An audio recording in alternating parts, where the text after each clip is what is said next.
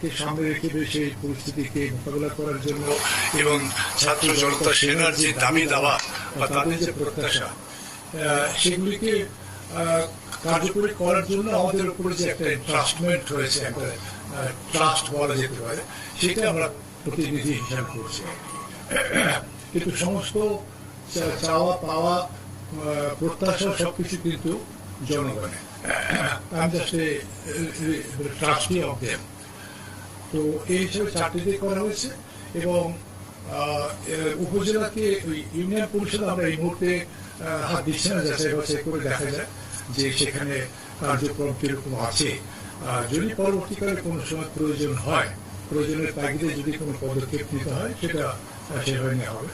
আর যেটা প্রত্যেকেরই একটা অ্যাংজাইটি ছিল যে দৈনন্দিন কাজগুলি, যেমন বাস রেজিস্ট্রেশন, ডেথ রেজিস্ট্রেশন আর অন্যান্য কাজ যেগুলি ছিল দৈনিক যেটা করতে হয়,